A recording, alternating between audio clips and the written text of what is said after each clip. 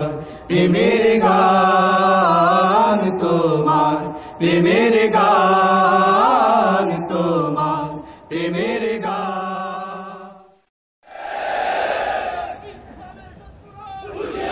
না না না, আমরা শত্রুকে হুঁশিয়ার করতে চাই না, শত্রুকে জ্ঞান দিতে চাই। এবং আমরা এদেরকে শত্রু মনেও করি না। এরা আমাদের শত্রু নয়, ওরা আমাদের ভাই। ওদের জন্য দরদ আছে কলিজায়, কারণ ওরা বোঝে না। সেই জন্য ওদের প্রতি দরদ। রাসূলুল্লাহ মার খেয়েছেন, বদদোয়া করেছেন? আমি জবাব চাই, বদদোয়া করেছেন? তাইফের ময়দানে রক্ত ঝরেছে, ওহদের ময়দানে দান্দান মোবারক শহীদ হয়েছে, রাসূলুল্লাহ বদদোয়া করেছেন? বদদোয়া করেন নাই, বলেছেন আল্লাহুম্মা গফির লিকাওমি ফাইন্নাহুম লা ইয়ালামুন। আয় আল্লাহ, আমার জাতিকে ক্ষমা করে দাও। শুধু এক জায়গায় একটু ব্যথা প্রকাশ করেছিলেন, যখন দাঁত ভেঙে গেল, কপালে আঘাত লেগে কপাল থেকে রক্ত পড়তেছিল, তখন তিনি বলছিলেন এই জাতির কল্যাণ কি করে হবে যে জাতি তার নবীর চেহারা রক্ত দিয়ে লাল বানাই দিল? এই জাতির কিসমত কি করে ভালো হবে? কষ্ট পেয়ে কথাটি বলেছিলেন। আর বলেছেন আল্লাহুম্মা গফির লিকাওমি ফাইন্নাহুম লা ইয়ালামুন। আমার কওম বোঝে না, আল্লাহ এদেরকে তুমি হেদায়েত দাও। বলেন আমিন। যারা এইসব কথা বলে অনেক লেখাপড়া করেছে, অনেক লেখাপড়া করেছে। বিমল মিত্রের এত বড় বই পড়েছে, শরতের এত রচনা পড়েছে, রবীন্দ্রনাথের এত রচনা পড়েছে, Nihar Ranjan, Jarasandha, Krishnachandra, Burton Rasel, Copernicus, Kepler, মাও সেতুং, কার্ল মার্কস, এদের অসংখ্য বই পড়েছে। কিন্তু দুর্ভাগ্য, কোরআন শরীফ পড়ে নাই, কোরআন জানে না। ওদের শিক্ষা যদি কোরআনমুখী হতো, তাহলে ওরাই আমাদের নেতৃত্ব দেওয়ার যোগ্যতা ওদেরও ছিল। আল্লাহ তাআলা এদেরকে হেদায়েত দিন। আমরা বলি আমিন, আমরা বলি আমিন। কোরআন আপনারা আমি কোরআনের কথা বলতে এসেছি, আপনারাও কোরআন শুনতে এসেছেন, আলহামদুলিল্লাহ বলি। এই যে যতক্ষণ বসেছেন, যে কোরআনের ক্লাস, কোরআনের ছাত্র আপনারা, আমিও ছাত্র। যে মাঠে বসছেন, এ মাঠ এখন সিলেটের সরকারি মাদ্রাসা ময়দান এখন আর নাই। কোরআনের বরকতে এ মাঠ এখন জান্নাতের টুকরায় পরিণত হয়ে গেছে। এর থেকে শ্রেষ্ঠ মাহফিল আকাশের নিচে জমিনের উপরে আর নাই। সুবহানাল্লাহ। কোরআন আমাদের জন্য হেদায়েত নিয়ে এসেছিল, আমরা বুঝি নাই, এটা মারাত্মক ভুল করেছি। এখন কি সিদ্ধান্ত নিতে পারি যে কোরআন বুঝবার চেষ্টা করব, পড়বো কোরআন? তাও কি সবাই জবাব দিতে পারলাম? আমি অনুরোধ করব বিনয়ের সাথে, সিলেটের মানুষদেরকে আমি, আল্লাহ সাক্ষী, আমি ভালোবাসি, সিলেট আমাকে ভালোবাসে, এতে কোনো খাদ নাই। আমি সব জায়গায় বলি, আপনাদেরকে প্রশংসা করে আপনাদেরকে ভুলাইতে চাই না, দরকার নেই, আপনারা এমনি সম্ভ্রান্ত। আমি বাংলাদেশে বিভিন্ন জেলায় বলি, এরকম মেহমান নওয়াজ, এরকম আলেম ভক্ত, এরকম শরীফ ভদ্র বাংলাদেশের অন্যান্য জেলায় এতটা আছে। সব জায়গায় কিছু না কিছু ভালো মন্দ আছে, কিন্তু এখানে ভালোর সংখ্যাটা বেশি বলে আমার কাছে মনে হয়। আর এটার কারণ, এই এলাকায় আল্লাহর যথেষ্ট ওলিরা এসেছিলেন, সুবহানাল্লাহ বলেন। তারা বিশাল খেদমত করে গেছেন, বিরাট খেদমত করে গেছেন। আমাদের অলিউল্লাহরা, আমাদের ওলামায়ে কেরাম, আমাদের সম্পদ। এ সিলেটের মাটি উর্বর মাটি, হাজার হাজার আলেমের জন্ম দিয়েছে এ মাটি, আলহামদুলিল্লাহ। আমি এটাও আল্লাহর কুদরত বলে মনে করি, রহমত বলে মনে করি। 2 বছর পর তাফসীরের মাহফিল সিলেট থেকে শুরু হওয়ার অর্থটা কি? আল্লাহ এখানে কেন কবুল করলেন? এর থেকে বড় মাহফিল হয় চট্টগ্রামে। সারা দেশের মধ্যে সব থেকে বড় তাফসীরের মাহফিল চট্টগ্রাম। কাবা শরীফের ইমাম 2 বার এসেছেন দেখার জন্য, বিশাল। আপনারা ভাবতে পারবেন না, অন্তত 3 কিলোমিটার নিয়ে মাহফিলটা হয় শেষ দিন, এত মানুষ হয়। কিন্তু সিলেট দিয়ে আল্লাহ শুরু করলেন, আমার মনে হয় এ কারণেই সিলেটের মানুষ নাই পৃথিবীতে এমন অঞ্চল খুব কম আছে। এখান থেকে আওয়াজ মোবাইলের মাধ্যমে ছড়ে যাচ্ছে দিক থেকে দিগন্তে, পৃথিবীর এক প্রান্ত থেকে আর এক প্রান্তে, এক গোলার্ধ থেকে আলাক গোলার্ধে। গত রাত্রেও কাবা শরীফ থেকে মদিনা মুনাওয়ারা থেকে আমার কাছে টেলিফোন করেছে, সিলেটের মাহফিল হচ্ছে তো, তারা এই মাহফিলের জন্য তাওয়াফ করেছে, দোয়া করেছে। লন্ডন থেকে উদ্গ্রীব হয়ে আছে, সিলেটের মাহফিল হচ্ছে তো, আল্লাহ তাআলা করে দিলেন। সুবহানাল্লাহ, রব্বানা লাকাল হামদ বলেন, রব্বানা লাকাল হামদ। আলহামদুলিল্লাহ, আল্লাহ শুকর, কোরআন শুনতে আপনারা এসেছেন। আমার ধারণা ছিল যে সিলেটে তো প্রত্যেক বছর আমি 2 দিন অথবা খুব বেশি টাইট প্রোগ্রাম হলে 1 দিন থাকি, আর বেশি 2 দিন থাকি, 3 দিন তো থাকিই না। প্রথম দিন লোক বোধহয় কম হবে। আমি আপনাদের অত্যন্ত প্রিয় নেতা ডক্টর শফিকুর রহমান সাহেবকে বলতেছিলাম যে প্রথম দিন লোক বোধহয় কম হতে পারে। উনিও তাই চিন্তা করতেছিলেন, হয়তো বা তাই হতেও পারে। কিন্তু আমি দেখলাম দ্বিতীয় দিন অন্যান্য বছর যা হয় তার থেকেও বেশি লোক হয়ে গেছে। আলহামদুলিল্লাহ, আলহামদুলিল্লাহ বলেন না। আল্লাহ তাআলা, আরে ভাই আমি দেখতে বলিনি, আমার কথা কত বিশ্বাস করেন। আমি সিদ্ধান্ত নিয়েছি, প্রথমে চিন্তা করেছি কোথার থেকে আলোচনা করব। এ তো এক মহাসমুদ্র, এটা কি তাও কয় আসতে মহাসমুদ্র বললেও ভুল হবে। মহাসমুদ্রের তলদেশে যাওয়া যায়, যাওয়া যায় না? আরে মহাসমুদ্রের তলদেশে যাইতে না পারলে টাইটানিক আবিষ্কার হইল কেমনে? যাওয়া যায় তো, কিন্তু এটার তলদেশে স্পর্শ করা যায় না। আল্লাহ রাব্বুল আলামিন বলেন, কুল লাউ কানাল বাহরু মিদাদান লিকালিমাতি রাব্বি লানাফিদাল বাহরু ক্বাবলা আন তানফাদা কালিমাতু রাব্বি ওয়ালাউ জিনা বিমিসলিহি মাদাদা। হে নবী, আপনি বলুন, তামাম পৃথিবীর সমস্ত পানিগুলি যদি কালি হয়ে যায়, আর তাই দিয়ে যদি আমার রবের কালিমার লেখা, কালেমার ব্যাখ্যা লেখা যদি শুরু হয়ে যায়, আর কালিগুলি যদি ফুরিয়ে যায়, আবার যদি দরিয়াগুলি কালি দিয়ে ভর্তি করে দেওয়া হয়, তাহলে লিখতে লিখতে সমস্ত পানিরূপ কালিগুলি সব শেষ হয়ে যাবে, আমার রবের কালিমার ব্যাখ্যা লেখা শেষ হবে না। যুগ যুগ ধরে এর তাফসীর হচ্ছে, ব্যাখ্যা হচ্ছে। কোন মুফাসসির আজ পর্যন্ত বলতে পারেন না যে তাফসীর আমি যা করছি this is the last and final, এরপর আর দরকার নাই, এইটাই শেষ। বলতে পারছে কেউ? পারে নাই। নিত্য নতুন তথ্য বেরিয়ে আসছে কোরআন থেকে এবং আসতে থাকবে। গোটা বিশ্ব উপকৃত হবে আল্লাহর কোরআন দিয়ে। আমি চিন্তা করেছি আমাদের কিছু ঘাটতি আছে। আমরা নিজেদেরকে দাবি করি মোমেন। আমরা নিজেদেরকে কি দাবি করি বলেন? মোমেন বলে দাবি করি। এখন মোমেনদের মোমেন হওয়ার জন্য যে সমস্ত কোয়ালিটি, বৈশিষ্ট্য থাকা দরকার, সেসব বৈশিষ্ট্যের অভাব আমাদের মধ্যে দেখা দিয়েছে বলে আল্লাহ তাআলা মাঝে মধ্যে আমাদেরকে বিপদে ফেলেন, শিক্ষা দেন। এই বিপদ থেকে উত্তীর্ণ হওয়ার জন্য আমাদেরকে কোরআন থেকে শিক্ষা নিতে হবে, মোমেনের বৈশিষ্ট্য অর্জন করতে হবে। সেজন্য আমি সূরা তওবার 112 নম্বর আয়াতটি বেছে নিয়েছি আপনাদেরকে বলার জন্য। এখানে কোরআনে কারীমের মধ্যে সূরা তওবায় আল্লাহ তাআলা মুমিনদের 8টি বৈশিষ্ট্যের কথা বলেছেন। আমি ধীরে ধীরে 3 দিন আসি তো, যদি আল্লাহ রাখেন বলেন আমিন। এই 8টি বৈশিষ্ট্যের কথা আমি বলবো। এই বৈশিষ্ট্যগুলি যদি আমরা অর্জন করতে পারি, তাহলে আল্লাহ তাআলা আমাদের সুদিন আবার ফিরিয়ে দিবেন ইনশাআল্লাহ। বলি ইনশাআল্লাহ।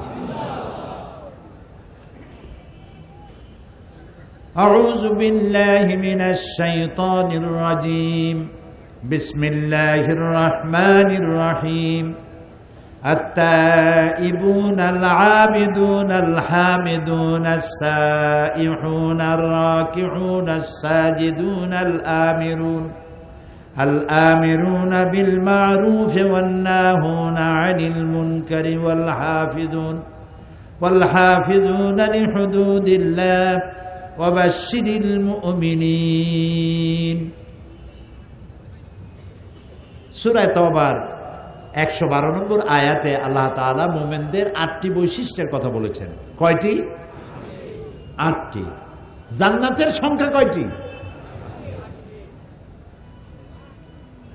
এই 8টি বৈশিষ্ট্য যদি আমরা ধরে রাখতে পারি আমাদের চরিত্রে, আমাদের চিন্তায় চেতনায়, আমাদের মননশীলতায়, আমাদের চলায় ফেরায় ওঠায় বসায়, আমাদের লেনদেনে, আমাদের বক্তৃতায় বিবৃতিতে, আমাদের বিবাহ শাদীতে, আমাদের জীবন বৈচিত্র্যে, এই 8টি কোয়ালিটি যদি অর্জন করতে পারি, ধরে রাখতে পারি, অসম্ভব নয় আল্লাহ তাআলা এরই বরকতে জান্নাতের 8টি দরজাই আমাদের জন্য ওপেন করে দিবেন ইনশাআল্লাহ।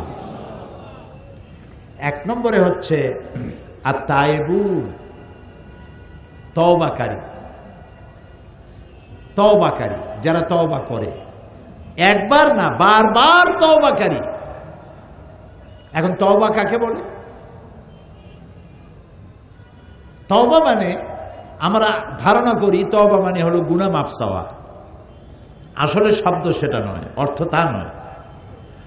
2টি শব্দ এখানে, একটা হলো তওবা আর একটা হলো ইস্তেগফার। বলেন কি কি? তওবা আর ইস্তেগফার। তওবা শব্দের অর্থ হলো বিরত থাকা, বেঁচে চলা, স্টপ করে দেওয়া, বন্ধ করে দেওয়া, রুজু করা, ফিরে আসা। এ হলো তওবা শব্দের অর্থ। আল্লাহ তাআলা তার এক নাম হলো তাওয়াব। আল্লাহর এক নাম কি? তাওয়াব। যে তওবা করে সে রুজু করে। মুখালেফাত, তওবা মানে গুনাহ করা মানে মুখালেফাত করা, আল্লাহর সাথে, আল্লাহর আইনের সাথে বিরোধিতা করা, এইটার নামই হলো গুনাহ। গুনাহ থেকে যে তওবা করলো সে রুজু করলো, মুখালেফাত থেকে মুওয়াফাকাতের দিকে আসলো। আল্লাহর বিধান অনুযায়ী চলার নাম হলো মুওয়াফাকাত। আর আপনি যখন বিরোধিতা করবেন সেটা হলো মুখালেফাত। আপনি যখন তওবা করলেন, রুজু করলেন, যিনি তওবা করলেন তাকে বলা হয় তায়েব। যিনি তওবা করেছেন তাই কি বলা হয়? তায়েব। একটা মানুষ যখন তায়েব হয়, আল্লাহ তার প্রতি তাওয়াব হন। ও লোকটা যখন রুজু করলো, আল্লাহ তখন তার দিকে ফিরে এলেন। এই জন্য হাদিসে কুদসির ভিতরে আছে যে বান্দা যদি আমার দিকে 1 হাত 1 বিঘাত আগায়, আমার রহমত তার দিকে 1 হাত আগায়। বান্দা যদি আমার দিকে হেঁটে আসে, আমার রহমত বান্দার দিকে দৌড়ে যায়। ইয়া আইয়ুহাল্লাযীনা আমানু তুবু ইলাল্লাহি জামিআ। হে বিশ্বাসীরা, তোমরা সবাই আল্লাহর কাছে তওবা করো, ফিরে আসো।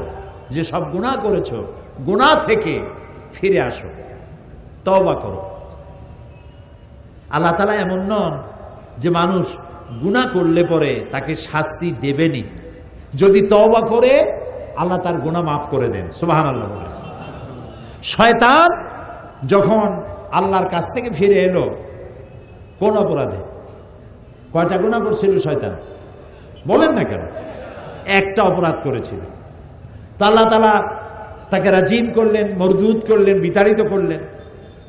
শয়তান বলল যে আদমের কারণে আমার সমস্ত ইবাদত পণ্ড হয়ে গেল, আমি সেই আদমের সন্তানগুলি সবগুলিকে ওয়াসওয়াসা দিয়ে জাহান্নামে নিয়ে যাব। আল্লাহ তাআলা ফেরেশতাদেরকে অর্ডার করলেন, আমার বান্দা যদি একটা গুনার নিয়ত করে, তার আমলনামায় কোনো গুনাহ লিখবা না, কিন্তু গুনাহটা যখন করা হয়ে যাবে একটার পরিবর্তে একটা গুনাহই লিখবা। কিন্তু আমার বান্দা যদি একটি নেক কাজ করার নিয়ত করে, কাজটা সম্পাদন করে নাই, শুধু নিয়ত করেছে, আমলনামায় একটি নেকি লিখে দিবে। সুবহানাল্লাহ বলতে ইচ্ছা করবে। আর যখন নেক কাজটি সম্পন্ন হয়ে যাবে, আমার বান্দার আমলনামায় একের পরিবর্তে 10টা গ্রেস মার্ক 10 গুণ বাড়াইয়া নেকি লিখে দিবা। দুনিয়ার মানুষের শাস্তির বিধান দেখেন, কেউ চুরি করলো, ডাকাতি করলো, সে গ্রেফতার হলো, জেলে গেল, 6 মাস পর আবার বেরিয়ে আসলো, আবার অপরাধ করলো, আবার জেলে গেল, আবার বেরিয়ে আসলো, আবার অপরাধ করলো, আবার জেলে গেল। যতবার অপরাধ করবে ততবার জেলে যাবে, আর থানায় তার খাতায় ব্ল্যাক লিস্টে তার নাম লিপিবদ্ধ হয়ে থাকবে, দাগি চোর, দাগি ডাকাত ইত্যাদি। কিন্তু আল্লাহ রাব্বুল আলামিনের সিস্টেম ভিন্ন। মানুষ যদি গুনাহ করে বসে আর গুনাহ থেকে যদি তওবা করে, আল্লাহ রাব্বুল আলামিন বলেন গুনাহ শুধু মাফ করি না, গুনার খাতা থেকে তার নামটা মুছেও ফেলে দেই, গুনার খাতায় তার নামও থাকে না। নবী করিম সাল্লাল্লাহু আলাইহি ওয়াসাল্লাম বলেছেন, কোন মানুষ যদি উট হারায় ফেলে, আরব দেশে উটের দাম কম না বেশি? অনেক বেশি। কারণ উট হলো মরুভূমির কি? ও তাও তো আপনারা জানেন, মাশাআল্লাহ। উট হলো মরুভূমির জাহাজ। এখন উট হারায় গেছে, মানুষটা কিরকম পেরেশান হয়। আল্লাহর নবী বলেন, উট হারা ব্যক্তি বহু খোঁজাখুঁজির পর উটটা পেলে পরে যতটা না আনন্দিত হয়, কোন গুনাহগার বান্দা গুনাহ থেকে তওবা করলে আল্লাহ রাব্বুল আলামিন এর থেকে বেশি খুশি হয়ে যায়। সুবহানাল্লাহ। অফুরন্ত দয়ার ভান্ডার। আপনার আমার গুনাহ কদ্দুর? আপনার আমার গুনাহ যদি পাহাড় সমান হয়, আল্লাহর রহমত তো আকাশ সমান। আপনার আমার গুনাহ যদি হয় আকাশ সমান, আল্লাহর রহমত তো তার আরশ উচ্চে পড়েছে। আল্লাহ তাআলা বলেছেন, আমার রহমত আর আমার গজব দুটিতে কম্পিটিশন হচ্ছিল।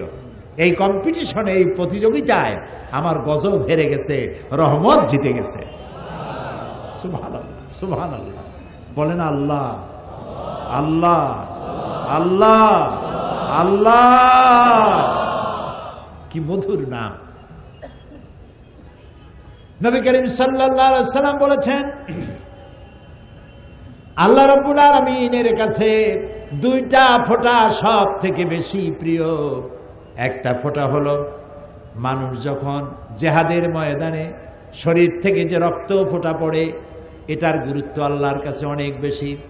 আবার যখন গভীর রাত্রে বান্দা যখন চোখ দিয়া পানি ছাড়ে, গুনাহ করেছে বলে অপরাধের ফিলিংস উঠেছে, আল্লাহর কাছে হাত তুলেছে, চোখের পানি ফেলেছে, আল্লাহর নবী বলেন অনুতপ্ত আর অনুশোচনা করে চোখের পানি নাকের অর্ধেক আসতে না আসতে আল্লাহ রাব্বুল আলামিন তার গুনাহ মাফ করে দেন। কত দয়া এ কোরআনে ভরা। যেখানে জব্বার, কাহ্হার নাম আল্লাহ ব্যবহার করেছেন, পাশেই ওদুদ, রহিম এ নাম ব্যবহার করেছেন।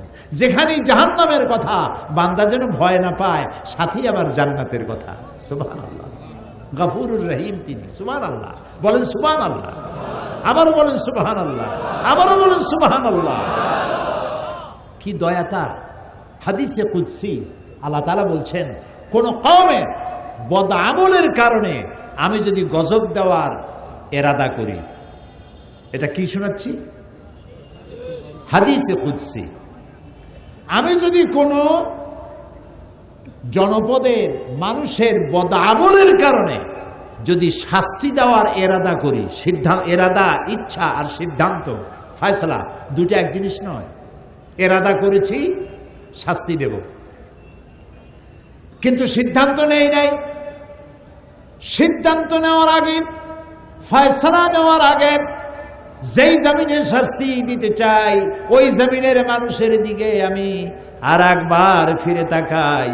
যদি দেখতে পাই গভীর রজনীতে আমার কোন বান্দা বা বান্দি সেজদার ভিতরে কাঁদতেছে, তেলাওয়াত করে কাঁদতেছে, আমার দরবারে দুহাত তুলে চোখের পানি গাল বেয়ে বেয়ে পড়তেছে।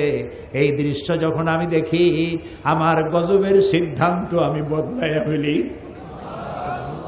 সুবহানাল্লাহ, সুবহানাল্লাহ। বান্দার চোখের পানি আবার গজবের সিদ্ধান্তকে বদলায় দেয়। সুবহানাল্লাহ। আল্লাহ তার রহমতকে 100টা ভাগ করেছেন। কয়টা ভাগ করেছেন? 100 ভাগ। এই 100 ভাগের একটি ভাগ ছড়িয়ে দিয়েছেন গোটা সৃষ্টি জগৎকে। সেই একটি ভাগের যতটুকুন পেয়েছে মুরগি, আপনারা মুরগি তো বলেন নিশ্চয়ই, তাই বলেন না? একটি ভাগ পেয়েছে মুরগি, সেই মুরগির বাচ্চার উপরে আক্রমণ করতেছে চিল। মা মুরগি বুঝতে পারে চিল আমারে ছো দিয়ে নিয়ে যেতে পারে, তারপরেও বাচ্চাগুলিকে সিগন্যাল দেয়, একটা আওয়াজ করে, আর বাচ্চা বুঝতে পারে যে এই সিগন্যালের অর্থ কি। বাচ্চা পালায়, ডানার তলে আসে, আশেপাশে কোথায় পালায় যায়, বিপদ সংকেত। আর মা সিলকে তাড়া করে। পাতিশিয়াল আসছে বাচ্চা নেওয়ার জন্য। পাতিশিয়াল বলেন তো, এই পাতিশিয়াল আসছে, পাতিশিয়ালের উপর ঝাঁপায় পড়ে। আপনি মুরগির মালিক, ওর বাচ্চা ধরতে যান, দেখবেন আপনাকে কিভাবে মারে, ঠিক না? যেটুকুন মায়া সে পেয়েছে, 1 ভাগ সারা দুনিয়ায় দেওয়ার পর যেটুকুন সে পেল, ওই ভাগ তো আমিও পেয়েছি। আমার বাচ্চার জন্য আমার মায়া, আমার মায়ের জন্য আমার মায়া। এই যে Discovery, animal planet, national geography, এগুলি আছে না টিভিতে, এর মধ্যে একবার দেখতেছিলাম ছবি দেখতে দেখতে, এগুলি আমার খুব পছন্দের। অ্যানিমেল প্ল্যানেটের ভিতরে দেখলাম যে একটা সিংহ, সে হরিণের পালকে তাড়া দিয়েছে। হরিণ তো ঊর্ধ্বশ্বাসে দৌড়াচ্ছে। একটা বাচ্চা, হরিণের বাচ্চা, সে বোধহয় 1 দিন 2 দিন তার বয়স হবে, কি 2-3 দিন বয়স হবে, হাঁটতে দৌড়াইতে পারতেছে না, উঠতেছে পড়ে যাচ্ছে। সিংহ দেখলো সব হরিণ পালায় গেছে, ওই বাচ্চাটার কাছে আসছে। তা আমি মনে করছি বাচ্চাটা এখনই খেয়ে ফেলবে। বাচ্চাটা শুয়ে পড়লো, সিংহী বাচ্চাটাকে হাত দিয়ে এভাবে উঁচু করলো, সে দাঁড়াইলো, আবার পড়ে গেল। এবার ওই সিংহীকে দেখলাম বাচ্চাটাকে এইভাবে ঠেলতে ঠেলতে নিয়ে নিজের বাচ্চাগুলির কাছে নিয়ে গেল, যে কাইত হয়ে শুয়ে পড়লো। ওর বাচ্চারাও দুধ খাচ্ছে, হরিণের বাচ্চাটাও ওই সিংহের দুধ খাচ্ছে। সিংহের পশুত্ব মাতৃত্বের স্নেহের সামনে হার মেরে গেছে। 100 ভাগের 1 ভাগের কতটুকুন পায়া সিংহ তার পশুত্ব ভুলে গেছে, হিংস্র ভাব ভুলে গেছে। এখন চিন্তা করুন তো, 1 ভাগের অতটুকুন পায়া যদি এই অবস্থা হয় সৃষ্টির, তাহলে 99 ভাগ যিনি নিজের ভিতরে রিজার্ভ রেখেছে বান্দার জন্য, তার কত মায়া।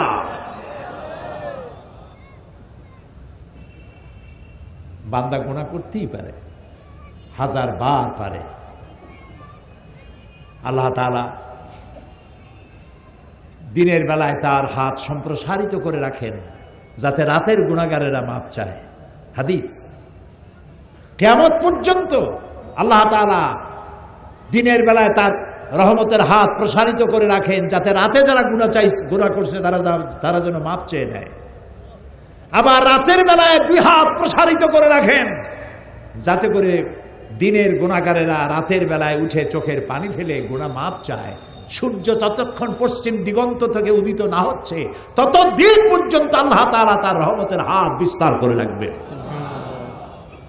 আর তাইবুন, বেশি করে তওবা করো, গুনাহ মাপ চাও আল্লাহর কাছে।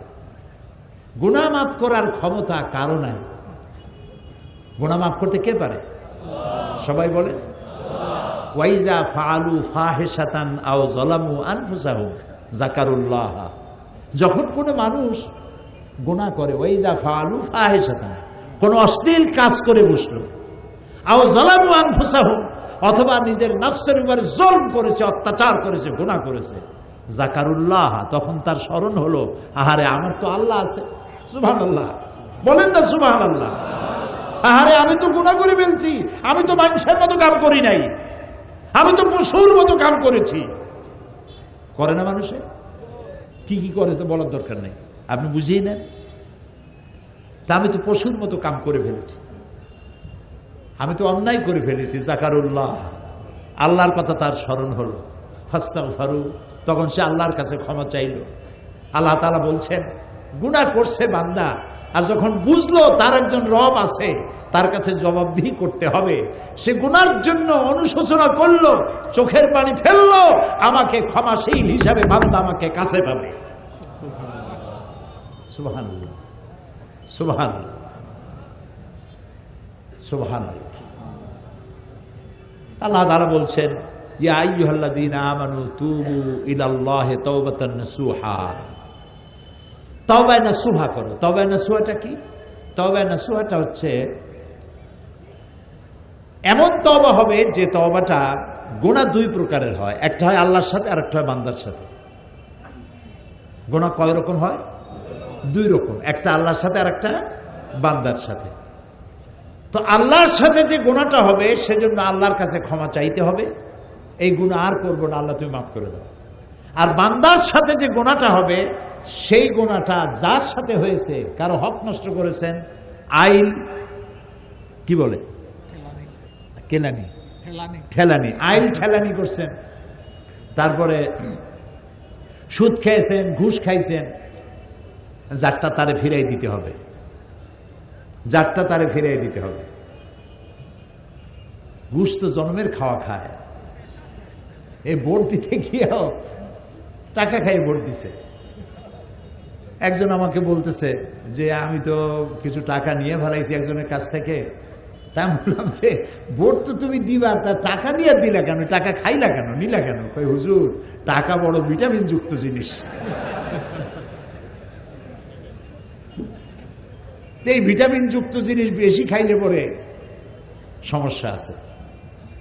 এই টাকাগুলো ফেরত দেওয়া লাগবে, যার কাছ থেকে নিয়েছেন তাকে ফেরত দিতে হবে।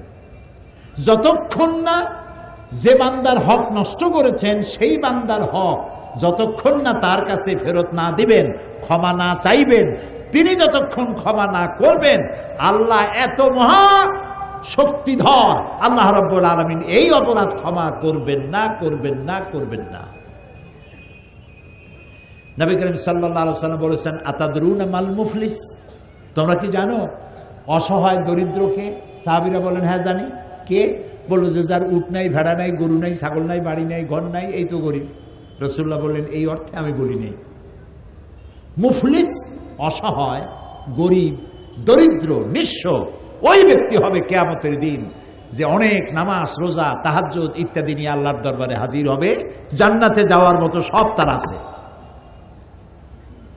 এমন সময় দেখা যাবে লাইন দেওয়া লোক দাঁড়ানো, একজন এসে বলবে আল্লাহ তাআলা আমি তার কাছে এত টাকা পাবো, আর একজনে বলবে আমার জমিন উল্টাই দিছে, আইল ঠেলছে, আইল কি ঠেলনি করছে, আইল ঠেলিছে, আইল ঠেলে।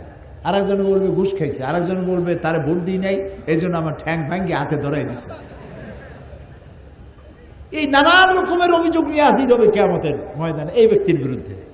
তো আল্লাহ তাআলা এখন ওরে যদি বলে যে ওর টাকা ফেরত দাও, ওর টাকা আছে ওখানে, ওখানে টাকা চলবে? আচ্ছা টাকা না চললে ডলার তো চলবে, পাউন্ড তা চলবে না। এখানে নেকি ছাড়া আর কিছু নেই। আল্লাহ তাআলা ফয়সালা দিবেন, ওর নেকি দিয়া ওর পাওনা মিটাও। তারপরে ফরজ গেল, ওয়াজিব গেল, সুন্নত গেল, নফল গেল, মুস্তাহাব গেল, যা যা সব কামাই করছিল সবগুলি দেনাদারদের দেওয়ার পরেও রাসূলুল্লাহ বলছেন যে তার পাওনাদার আরো বাকি আছে। তখন আল্লাহ তাআলা ফয়সালা করবেন ওদের পাপ এর মাথায় দিয়ে একে জাহান্নামে পাঠায় দাও। নাউজ বলেন নাউযু বিল্লাহি মিন যালিক। এটা হলো মুফলিস, এটা হলো অসহায়। এর থেকে দরিদ্র, এর থেকে অসহায় আর কেউ হতে পারে না। আল্লাহ আমাদেরকে মাফ করুন, আমরা বলি আমিন। এই যে কাবা শরীফ তওয়াফ করে আপনারা গেছেন না? আপনাদের তো অনেক পয়সা, সিলেটের মানুষের আলহামদুলিল্লাহ, যারা যান নাই যাবেন, যাবেন। আল্লাহ যাওয়ার তৌফিক দিন, বলেন আমিন, বলেন সবাই আমিন। কাবা শরীফের মজাই আলাদা, সুবহানাল্লাহ। একটি কালো ঘর, কোন শৈল্পিক সৌন্দর্য কাবা শরীফের নাই। কালো পাথর, কালো চাদর দিয়ে ঢাকা, কিন্তু আমি যতবার দেখি আমার কাছে মনে হয় যেন সারা দুনিয়ার সব সৌন্দর্য দিয়ে ঘরটা তৈরি করা হয়েছে, চোখ ফিরানো যায় না। এখানে তওয়াফের মধ্যে মানুষ যখন তওয়াফ করে ষষ্ঠ চক্করে একটা দোয়া আছে, আল্লাহুম্মা ইন্না আলাইয়া হুকুকান কাসীরান ফীমা বাইনি ওয়া বাইনা। আয় আল্লাহ তাআলা, তোমার সাথে আর আমার সাথে আর তোমার বান্দার সাথে আর আমার সাথে কিছু দেনা পাওনা আছে। এই দেনা পাওনাগুলি কিভাবে শোধ হবে? তো তোমার কাছে আমার কাছে তোমার যা দেনা ছিল, আমি তো তোমার বান্দা, আমি তোমার গোলাম, আমার কাছে তোমার যা দেনা ছিল তুমি সব শোধ করেছো। সুবহানাল্লাহ বলে। আমি চোখ চাই নেই, একটার জায়গায় দুইটা চোখ দিছো, দুইটা কান দিছো, হাত দিছো, যৌবন দিছো, পাও দিছো, সন্তান দিছো, জায়গা দিছো, বাড়ি দিছো, টাকা দিছো, গাড়ি দিছো, কি দাও নাই? আমাকে সৃষ্টি করার পর সমস্ত দেনা, আমাকে দেওয়ার দেনাগুলি সব তুমি শোধ করেছো, কিন্তু তোমার কোনো দেনা আমি পরিশোধ করতে পারিনি, আমি তোমার কাছে ঋণী হয়ে আছি। এক। দুই নম্বরে, তোমার বান্দার সাথেও আমার অনেক দেনা পাওনা আছে। তোমার বান্দার কাছে যে আমার যে দেনা পাওনা আছে, ওই দেনা পাওনাগুলি আমি যেন শোধ করতে পারি, সে তৌফিক তোমার কাছে কামনা করি। আর আমি যে তোমার কাছে দেনা হয়ে আছি, সেই দেনার শোধ করার একটাই পথ, তুমি দয়া করে আমাকে মাফ করে দাও। ওয়াদখিলনাল জান্নাতা বিগাইরি হিসাব ওয়াদখিলনাল জান্নাতা মাল আবরার। আল্লাহ, তোমার নেককার বান্দাদের সাথে আমাকে তোমার জান্নাত দিও, আর আমার কাছে তুমি হিসাব চাইও না। বলেন আমিন, বলেন আমিন, আবারও বলেন আমিন। বিশ্বাস করুন, আল্লাহ যদি কিয়ামতে কাউকে হিসাবের জন্য ধরেন, এক পাও নড়তে পারবে না, কেউ এক পাও নড়তে পারবে না। প্রশ্ন হবে, যৌবন কাটাইছো কোন পথে? জবাব দেওয়ার পথ রাখিনি। প্রশ্ন হবে, টাকা পয়সা কামাইছো কোন রাস্তায়? জবাব দেওয়ার রাস্তা রাখিনি। খরচ করেছো কোন পথে? জবাব দেওয়ার পথ রাখিনি। দিন শিখেছো যা, জ্ঞান অর্জন করেছো যা, বিতরণ করেছো কতটা, আমল করেছো কতটা, জবাবের পথ রাখি নেই। সুতরাং একটাই পথ আছে, আল্লাহুম্মা হাসিবনি হিসাবান ইয়াসীরা। আল্লাহ তাআলা আমার হিসাবটাকে সহজ করো। শিখাইছেন কে? রাসূলুল্লাহ। কে শিখাইছেন? রাসূলুল্লাহ। আল্লাহর কাছে দোয়া করো, আল্লাহ তুমি আমার হিসাবকে সহজ করো। সাহাবায়ে কেরাম প্রশ্ন করেছেন, ইয়া রাসূলুল্লাহ, সহজ হিসাবটা কেমন? নবী করিম সাল্লাল্লাহু আলাইহি ওয়াসাল্লাম বলেছেন, সহজ হিসাব হচ্ছে আল্লাহ যাকে মাফ করতে চাইবেন, এটা মনে রাখবেন, হিসাবের জন্য যারাকে ধরা হবে জাহান্নাম ছাড়া রাস্তা নাই। আর যাকে আল্লাহ মাফ করতে চাইবেন তাকে একটি পর্দার আড়ালে নিয়ে যাবেন। প্রশ্ন করবেন, বান্দা এই গুনাহ করছিলি? গুনার নাম নিয়ে জিজ্ঞেস করবেন। ইন্না লিল্লাহি ওয়া ইন্না ইলাইহি রাজিউন। কে জিজ্ঞেস করবেন? আমার মালিক। বলেন, কে জিজ্ঞেস করবেন? আমার মালিক, আমার রব। আকাশ আর জমিনের একচ্ছত্র মালিক, তার সামনে উপস্থিত হতে হবে। ফারদান, একা একই, মিছিল করে যাওয়া যাবে না, একা একা। আল্লাহ জিজ্ঞেস করবেন, এই পাপ করছো? তখন কলজা গলার কাছে চলে আসবে, আরো কয়েকবার মূর্তি ইচ্ছা করবে, লজ্জা ভয়তে আবার মরতে ইচ্ছা করবে, কিন্তু মৃত্যু তো আর হবে না। বান্দা বলবে, আল্লাহ করে ফেলেছি, আমি করে ফেলেছি, আমি তোমার কাছে ক্ষমা চাই। আল্লাহর নবী বলেন, বান্দা যখন কাঁদতে থাকবে, ফোপাতে থাকবে, কাঁদতে থাকবে আর ক্ষমা চাইতে থাকবে, আল্লাহ রাব্বুল আলামিন বলবেন, বান্দারে আমি তোমাকে ক্ষমা করে দিলাম, আমার জান্নাতে চলে যাও। আল্লাহুম্মা হাসিবনি হিসাবান ইয়াসীরা। আল্লাহ তাআলা বলেন, আল্লাহুম্মা হাসিবনি হিসাবান ইয়াসীরা। আল্লাহ তাআলা আমার হিসাবকে সহজ করো। আল্লাহর কাছে কানবেন, দোয়া চাইবেন, আল্লাহ তাআলা হিসাবকে সহজ করে দিবেন কিয়ামতের দিন। অপরাধ প্রবণতা কমাতে হবে, তওবা করতে হবে সব জিনিস থেকে। যারা ব্যবসা করেন, ওজনে কম দিবেন না, খাদ্যে ভেজাল দিবেন না, মিথ্যা কথা বলবেন না। তৈরি হয়েছে বাংলাদেশে, বলতেছেন জাপানি, বলেন এরকম। দরকারটা কি? যেটুকু লাভ হয় এটুকুনি বরকত হবে। মিথ্যা কথা বলবেন না, ঘুষ খাবেন না। সরকার আপনাকে চাকরি দিছে, আপনার বাড়ি ভাড়া দেয়, টেলিফোন বিল দেয়, চিকিৎসার পয়সা দেয়, অফিস দিয়েছে, গাড়ি দিয়েছে, এরপরেও আপনি জনগণের কাছ থেকে পয়সা নেন কেন? সন্ত্রাসী কি শুধু বলা হয় যারা পিস্তল পিঠের উপরে বা বুকের উপরে পিস্তল ঠেকাইয়া যারা চাঁদাবাজি করে তারাই কি শুধু সন্ত্রাসী? না, ওরাও যেমন পিস্তল ঠেকাইয়া, মূল উদ্দেশ্য তো টাকা নেওয়া। মূল উদ্দেশ্য কি? পিস্তল ঠেকাই কয় বাইর করেন, কি বাইর করবো, আছে তাই বাইর কর। তখন পিস্তল ঠেকাইয়া টাকার উদ্দেশ্যেই পিস্তলটা ঠেকায়। পিস্তল ঠেকাইয়া তা চাঁদাবাজি করা যদি সন্ত্রাসী তৎপরতা হয়, তাহলে ফাইল চাপা দিয়ে ফাইল আটকাইয়া টাকা আদায় করা এই অস্ত্র দিয়ে সন্ত্রাসী তৎপরতার চাইতে জঘন্য অপরাধ। অফিসের একটা ফাইল একটা টেবিল থেকে আর একটা টেবিলে যেতে 14-15 দিন লাগে। কয় যে স্যার, এ ফাইলেও আজকাল একটু চাটা না হইলে ফাইল নড়ে না। সব জায়গায় পয়সা হারাম, আপনি হারাম খাচ্ছেন। হারাম টাকা দিয়ে আপনার গায়ের রক্ত তৈরি হচ্ছে, আপনার বাচ্চা পয়দা হচ্ছে, হারাম পয়দা হচ্ছে। শান্তি নাই, শান্তি পাবেন না, ঘুম হবে না। সেই জন্য তওবা করার অর্থই না যে আপনি বারবার তওবা করতে থাকবেন আর অভ্যাস বদলাবেন না। কি বদলাইতে হবে বলেন তো? অভ্যাস বদলাইতে হবে। জমিনের আইল ফেলবেন না। এই শহরে, সিলেট শহর ভালো, ঢাকায় খুলনায় দেখছি 1 বিঘা জমির জন্য সুপ্রিম কোর্ট পর্যন্ত দৌড়ায়। এখানে মনে হয় এগুলি করে টোরে না। আচ্ছা, আপনি যখন মরবেন কতখানি জায়গা পাবেন বলুন? 3.5 জায়গা পাবেন। আর 1 বিঘা জায়গার জন্য সুপ্রিম কোর্ট পর্যন্ত দৌড়াইতেছেন, খুনাখুনি করতেছেন। আহারে, কি বদবখতি! কাজেই জমিনের আইল ঠেলবেন না, চুরি করবেন না, ডাকাতি করবেন না, মিথ্যা বলবেন না, ওজনে কম দিবেন না, মানুষকে ফাঁকি দিবেন না। শিক্ষিত লোকেরাও ফাঁকি দেয়। মানুষ বলে যে শিক্ষা যখন বাড়বে তখন অপরাধ প্রবণতা কমবে। এখন তো দেখি শিক্ষা যত বাড়তেছে অপরাধ প্রবণতাও তত বেশি বাড়তেছে। রাস্তা কাঁচা, হাঁটতে পারি না। রাস্তা যদি পাকা হয় আর ইমান যদি কাঁচা হয়, রাস্তা পাকা, ইমান কি কাঁচা। আর রাস্তা পাকা হয়েছে, আগে চুরি করতে গেলে তাড়া খাইয়া কাদার মধ্যে আটকে যাইতো, আর অমনি ঘাট ঠাইসে ধরা যেত কাদার মধ্যে। এখন তো রাস্তা পাকা, ইমান কাঁচা। বাড়িতে যা ছিল লুটপাট করছে, আপনি দেখার আগেই মোটর সাইকেলে চড়ে ভো করে চলে গেল, ধরতেও পারলেন না। ইমান যদি হয় কাঁচা, রাস্তা যদি হয় পাকা, এতে লাভ নেই। ইমানদারে আগে পাকা বানাইতে হবে। তার অর্থ এই নয় যে আমি উন্নয়নের বিরুদ্ধে কথা বলতেছি, উল্টা বুঝেন না। শিক্ষা যত বাড়তেছে অপরাধ প্রবণতাও তত বাড়তেছে।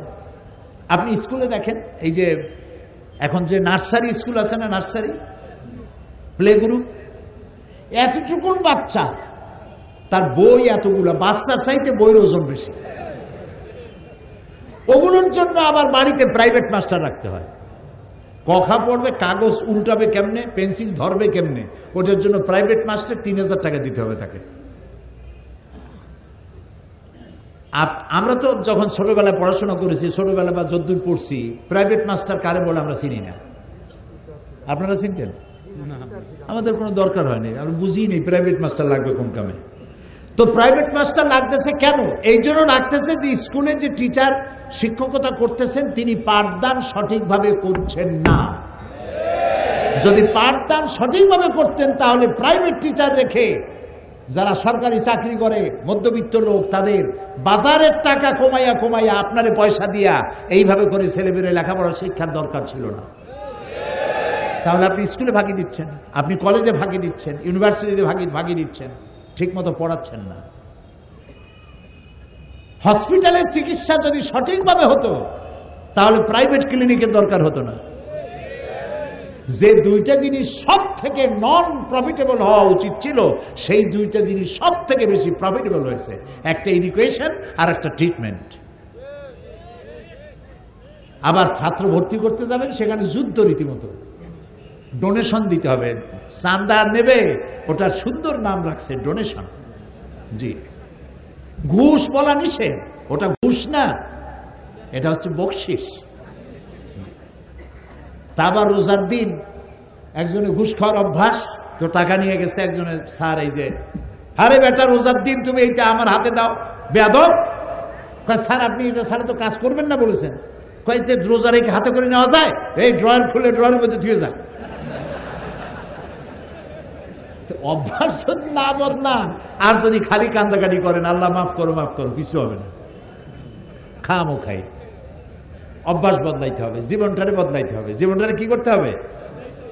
বদলাইতে হবে, জীবনটাকে বদলাতে হবে। এই কথাগুলি বিগত 31 বছর 32 বছর এই সিলেটের ময়দানে বলা হয়েছে কোরআন থেকে। জীবন বদলান, আসুন আমরা সবাই জীবন বদলাই। আমি আমাকেও নসিহত করি, সবাইকে নসিহত করছি, আমরা আমাদের জীবনটাকে বদলাই ফেলি, আল্লাহকে ভয় করি। মনে রাখুন, আল্লাহর অবজারভেশনের বাইরে 1 সেকেন্ডের জন্য আমরা কেউ নাই। আল্লাহর পর্যবেক্ষণের ভেতরে আপনি আমি রয়েছি। তিনি আলিমুম বিজাতিস সুদূর, সামিউম বাসীর, সব দেখতেছেন, সব শুনতেছেন, এবং আমার অন্তরের খবরও তিনি জানেন। সুবহানাল্লাহ, তাকে ফাঁকি দেওয়ার কোনো উপায় নাই। সেই জন্য আত-তায়েবুন, তওবাকারী, বারবার তওবাকারী। তওবা আমি কি বুঝাতে সক্ষম হয়েছি? আমিন বলি। আমরা যেন জীবনটাকে বদলাই, ওজনে কম দেব না, খাদ্যে ভেজাল দেব না, মানুষকে কষ্ট দেব না, প্রত্যেকটি মেয়ে লোককে সম্মান করব, নারীদেরকে সম্মান করব। এটা যুবকদের জন্য বেশি জরুরি, সবার জন্যই জরুরি। দেখা যায় মেয়েদের কলেজ ছুটি হয়েছে, girls college, girls high school ছুটি হয়েছে, কতগুলো পোলাপান মাথায় এত বড় চুল, হাতে মোবাইল, ধিন ধিন করে নাচতেছে, গেটের সামনে এতিমের মতো খাড়াই রয়েছে। আরে বাবা, তুমি ওখানে গেছো কেন? অন্যের মেয়েকে তোমার নিজের আপন বোন বা মায়ের মতো দেখতে পারো না? নারীদেরকে সম্মান করতে শেখো। হিন্দু, খ্রিস্টান, বৌদ্ধ প্রত্যেকটি মানুষকে সম্মান করো। আমার কোরআন তাই শেখায়। আমার কোরআন বলে কারো দেবতাকে গালি দিও না, কারো দেবতাকে গালি দিও না, কারো মন্দির, কারো প্যাগোডা, কারো গির্জা ভেঙে দিও না, কারো উপাসনালয়ের গায়ে হাত দিও না। প্রত্যেক ধর্মের প্রতি মর্যাদা রক্ষা করো, সম্মান বোধের সৃষ্টি হোক মানুষের প্রতি মানুষের। আল্লাহ রসুল বলেছেন, আল খালকু আয়ালুল্লাহ, গোটা সৃষ্টি জগৎ আল্লাহর পরিবার। সুবহানাল্লাহ বলেন, সুবহানাল্লাহ বলেন। পিঁপড়া থেকে শুরু করে হাতি, টুনটুনি পাখি থেকে ঈগল পাখি, চেলাপুটি থেকে তিমি মাছ, সমস্ত সৃষ্টি জগৎ আল্লাহর পরিবারভুক্ত। সুতরাং কোনো মানুষকে, কোনো প্রাণীকে কষ্ট দিবেন না। মানুষের প্রতি সম্মানবোধ, নারীর প্রতি সম্মানবোধ, মানুষের প্রতি শ্রদ্ধাবোধ। মান লাম ইয়ারহাম সাগীরানা ওয়া লাম ইউআক্কির কাবীরানা ফালাইসা মিন্না। রাসূলুল্লাহ বলেছেন, যে ব্যক্তি বয়স্কদেরকে সম্মান করে না, ছোটদেরকে স্নেহ করে না, সে আমার দলভুক্ত নয়, আমার উম্মত নয়। সোজা কথা। আমরা কি ছোটদেরকে স্নেহ করতে পারছি? না, পারিনি। মসজিদের মধ্যে বাচ্চা দেখলি, ভাই এই দূর দূর দূর। আরে ভাই, ওটা তো কোনো বিশেষ প্রাণীর বাচ্চা না, ওটা তো মানুষের বাচ্চা। এমন ভাবে চোখ গরম করে ওই বাচ্চা বাড়ি যায়, কয় মা মসজিদে আমি আল্লাহর কসম জীবনে আর যাবো না। এইটা কি করা উচিত হয়েছে বলেন আপনি? ওরে আপনি আদর করবেন, প্রয়োজনে পকেটে 3-4টা চকলেট নিয়ে যাবেন। বাচ্চা যদি মসজিদে দেখেন, নামাজ পড়ে বেরোবার সময় ওরা একটা চকলেট দিবেন। বাচ্চা মনে করবে ভালো তো, মসজিদে আসলেই তো চকলেট পাওয়া যায়, ও মসজিদের অভ্যাস হবে। আপনি তো সর্বনাশ করছেন। নবী করিম সাল্লাল্লাহু আলাইহি ওয়াসাল্লাম এই আচরণ করেন নাই। বাচ্চাদের প্রতি তিনি রহমশীল ছিলেন। বলবো সামনের দিকে ইনশাআল্লাহ। আজকে কথা শেষ করে দিয়ে এইভাবে যে আমাদের অভ্যাসটা বদলাইতে হবে। কি কি বলছি মনে আছে তো? তাও কথা কেন, কথা না বললে আমি বুঝি কি? মনে আছে? মনে আছে? আল্লাহ মনে রাখার তৌফিক দিক জোরে বলেন আমিন। আমি মোনাজাত করব, মোনাজাতের জন্য দাঁড়ানো ভাইদের বসতে হবে। আপনারা তো জানেনই, আমি সবসময় বলি যে মোনাজাতটার আদব হলো বসে মোনাজাত করা। একটু বসেন, এতক্ষণ কিন্তু আমি একবারও বলিনি যে আপনি বসেন বসেন বলিনি। এখন বলছি, আদর করে বলছি, সম্মান করে বলছি, বসুন, মোনাজাতে আমরা অংশ নেই। জীবনটাকে বদলাবো, এটা শপথ নিলাম আজকে।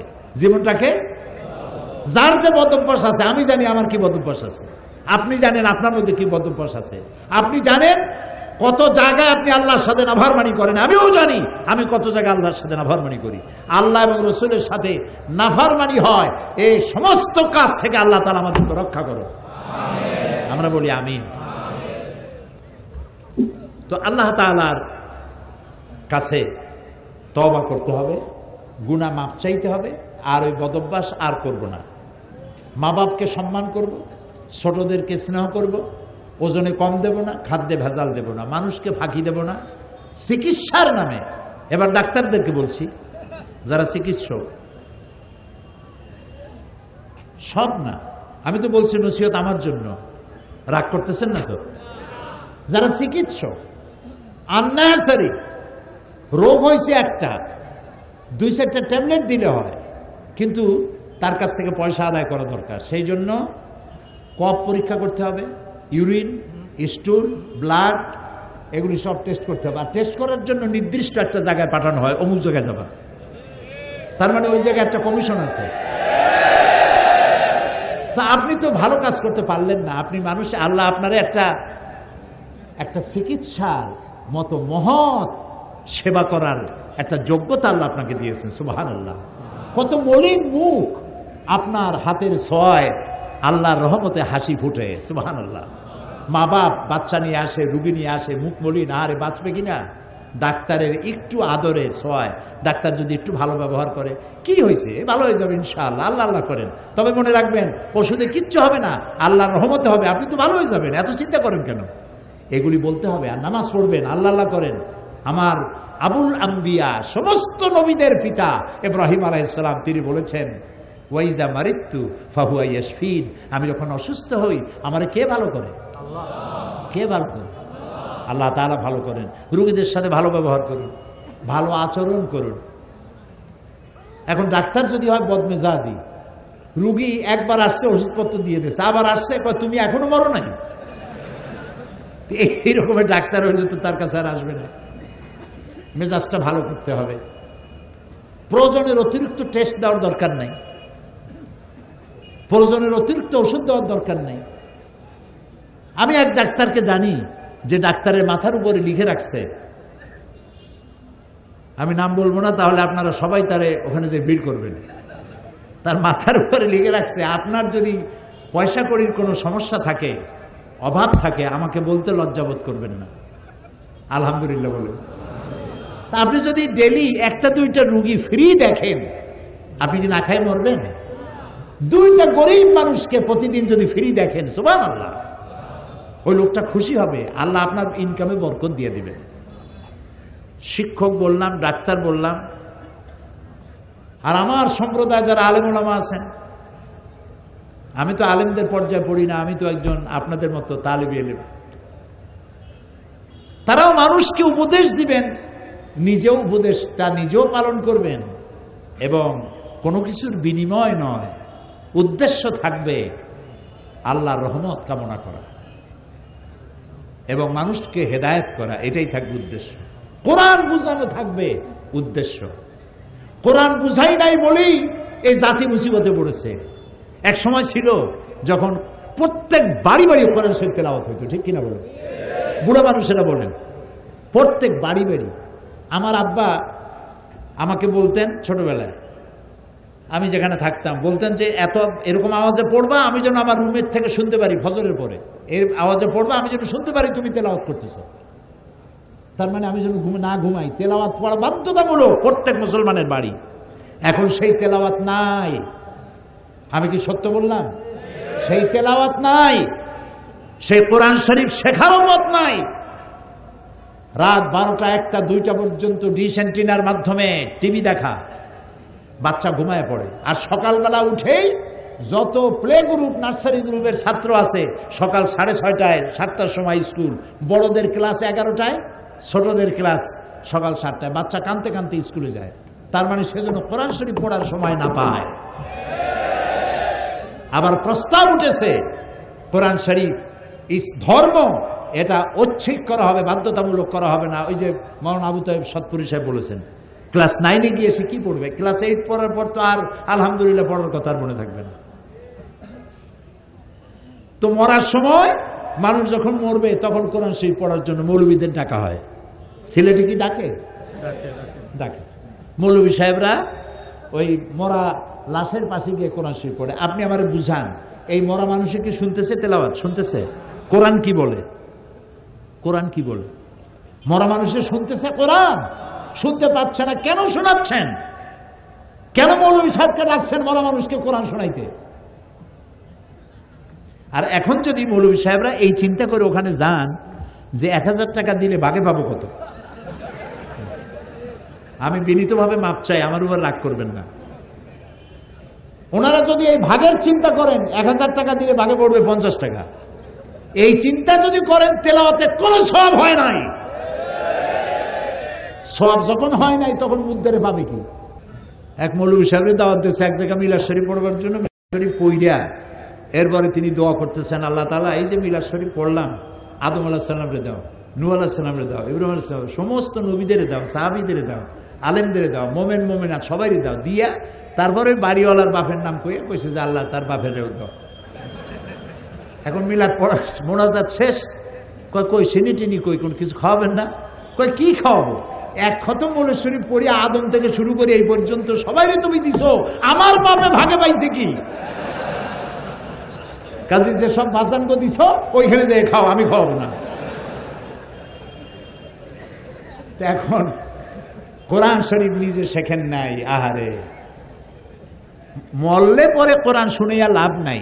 রাসূলুল্লাহ বলেছেন, মুমূর্ষ অবস্থায় কোন মুমূর্ষ রোগীর পাশে বসে কেউ যদি সূরা ইয়াসিন পড়ে, আল্লাহ রাব্বুল আলামিন তার মৃত্যুর আযাবকে কমায় দিবেন। সেটা তো পড়লো না আপনার ছেলে, পড়তে তো জানে না, পড়ার নাই তো। ছেলে পড়তে জানে না, মেয়ে পড়তে জানে না, তারা কাঁদতেছে। ছেলেও কান্দে, মেয়েও কান্দে, বাবু কান্দে, মায়ও কান্দে, সবাই কান্দে। কান্দে লাভটা কি? কোনো লাভ নাই। আহারে, জানাজা ওই কোরআন শরীফ পড়াইলেন তাও ভাড়া করিয়া, জানাজা পড়াইলেন একজন ইমাম সাহেবরে দিয়া, আপনার ছেলে আপনার জানাজাটাও পড়াইতে পারলো না। আপনি মুদ্দার ফাঁকি দিচ্ছেন, আপনিও ফাঁকিতে পড়ছেন। যত জানাজা পড়ছেন সমস্ত জানাজায় দোয়া জানেন না। কথা কি ঠিক বলছি? আল্লাহু আকবার বলার পরে, প্রথম আল্লাহু আকবার বলার পরে কি দোয়া পড়তে হয়, তারপরেরটা কি পড়তে হয়, তারপরেরটা কি পড়তে হয়? যদি বলি কয়জনে জানেন, হাত উঁচা করেন, তাহলে হাত কি কম উঠবে না বেশি উঠবে? কম উঠবে, সেই জন্য উঠাইতে বললাম না। তা আপনি মুদ্দারে ফাঁকি দিচ্ছেন না, এই ফাঁকিতে আপনি নিজেও পড়বেন, আপনার জানাজাও এরকম ফাঁকি মার্কা জানাজা হয়ে যাবে। নাউযুবিল্লাহি মিন যালিক। কোরআন শরীফ শিখুন, কোরআন শরীফ শিখুন, বাচ্চাদেরকে কোরআন শরীফ শিখান। আরো কত অবহেলা! ইংরেজি শিখায় যে মাস্টার, অঙ্ক শিখায় যে মাস্টার, সারেগামা পাদানিশা, সাদের লাভ, এইগুলা যে শিখায় তার বেতন 3000 টাকা, 5000 টাকা প্রত্যেক মাসে। আর কোরআন শরীফ যে শিখায়, মৌলভী সাহেবের 600 টাকা বেতন, 6 মাস বাকি।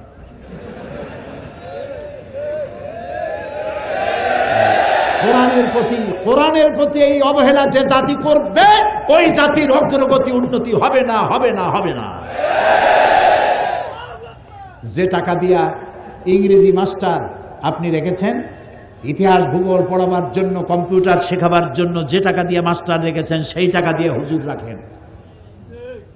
আপনার ছেলেকে মেয়েকে কোরআন শিখান, আপনার কপাল ভালো হবে, পরিবারের কপাল ভালো হবে, গোটা সমাজের কপাল ভালো হবে, গোটা জাতির কপাল ভালো হবে। অমাবস্যার রজনী দূর হবে, পূর্ণিমার চাঁদ উদিত হয়ে গোটা বিশ্বকে করবে উদ্ভাসিত আলোয় আলোয়ময়। ওয়াখির দাওয়ানা আলহামদুলিল্লাহি রাব্বিল আলামিন। বাকি কথা কালকে হবে আর পরশুদিন হবে ইনশাআল্লাহ। আল্লাহুম্মা আমিন। ربنا ظلمنا أنفسنا وإن لم تغفر لنا وترحمنا لنكونن من الخاسرين। আয় আল্লাহ তাআলা, হাজার হাজার মুসলমান নরনারী দীর্ঘ কয়েক বছর পরে এই সিলেটের ময়দানে কোরআনের মাহফিলে তোমার দরবারে হাত তুলেছি, মেহেরবানি করে আমাদের জিন্দেগির গুনাহ মাফ করে দাও রব্বুল আলামিন। আমাদের মা বাপ যাদের দুনিয়া থেকে বিদায় হয়ে গেছে, কবরগুলিকে জান্নাতের টুকরা বানায়া দাও। রব্বির হামহুমা কামা রব্বায়ানি সগীরা, সবাই পড়েন রব্বির হামহুমা কামা রব্বায়ানি সগীরা। হায় আল্লাহ তাআলা, দীর্ঘ 2-3 বছর পর এই মাহফিলের আয়োজন এই ময়দানে যারা করলেন, আঞ্জুমানে খেদমতে কোরআন, আল্লাহ এর সাথে যারা জড়িত আছেন, আল্লাহ তাআলা তুমি মেহেরবানি করে তাদের জিন্দেগির গুনাহ মাফ করে দিও। কিয়ামতের দিন আল্লাহ তাআলা এই কোরআনের সুপারিশ তাদের নসিব করে দিও। আল্লাহ তাআলা তাম পৃথিবীতে মুসলমানেরা যত জায়গায় বিপদে আছে, সমস্ত বিপদগ্রস্ত মুসলমানদেরকে আল্লাহ তুমি সাহায্য করো রব্বুল আলামিন। আমরা যারা তোমার দরবারে হাত তুলেছি, আমাদের স্ত্রী পুত্র পরিজন সবগুলিকে দিনদার, ইমানদার, নামাজি, পরহেজগার বানায়া দাও। আয় আল্লাহ তাআলা, আমাদের দেশ সহ তাম পৃথিবীতে মুসলমানেরা যত জায়গায় বিপদগ্রস্ত, মজলুম, কথা বলতে পারে না, নজরবন্দি, গৃহবন্দী, আল্লাহ দয়া করে তুমি তাদের সাহায্যকারী হয়ে যাও। ইসলামের বিরুদ্ধে যত ষড়যন্ত্র চলছে, সমস্ত ষড়যন্ত্রের মোকাবেলায় আল্লাহ তুমি আমাদের শত্রু এবং আমরা এর মাঝখানে তোমার রহমত দিয়ে আমাদেরকে পর্দা দিয়ে ঢেকে রাখো আল্লাহ তাআলা। এই বিশাল মাহফিলের আয়োজন যারা করেছেন, প্যান্ডেল করেছেন, লাইট, মাইক, পোস্টারিং, প্রচার ইত্যাদি, যারাই শরীক হয়েছেন, যেসব সাংবাদিকরাও এসেছেন, আলেম ওলামা এসেছেন, আল্লাহ সকলকে জীবন বদলাবার তৌফিক দাও। আল্লাহ ওই রকমের দিন বদল চাই না যেই দিন বদলে সন্ত্রাসী তৎপরতা বেড়ে যায়, যেই দিন বদলের মাধ্যমে মানুষের ভাগ্যের সর্বনাশ হয়, এই দিন বদল চাই না। আল্লাহ আমাদের ভাগ্যের বদল চাই, আমাদের ভাগ্য বদলায় দাও, খারাপ থেকে ভালো ভাগ্য দান করো, খারাপ ভাগ্য থেকে সৌভাগ্য দান করো, বদ আমল থেকে নেক আমল দিয়ে আমাদের জীবনকে ভরে দাও। আগামীকাল এবং পরের দিন এ মাহফিল তোমার কুদরতি নিজাম দিয়ে তুমি পরিচালিত করে দিও, তোমার বান্দা বান্দীদেরকে আসার তৌফিক দিও। আর তো এখানে যারা কথা বলবেন তাদেরকে তোমার পক্ষ থেকে সেই কথাগুলি বলায়ও যে কথাগুলি বললে মানুষের হৃদয়ে দাগ কাটে এবং আমল করার সুযোগ পায়, বোঝা সহজ হয়, এভাবে বলার তৌফিক দিও। ربنا تقبل منا إنك أنت السميع العليم وتب علينا إنك أنت التواب الرحيم سبحان ربك رب العزة عما يصفون وسلام على المرسلين والحمد لله رب العالمين واجعل آخر كلامنا عند الموت لا إله إلا الله محمد رسول الله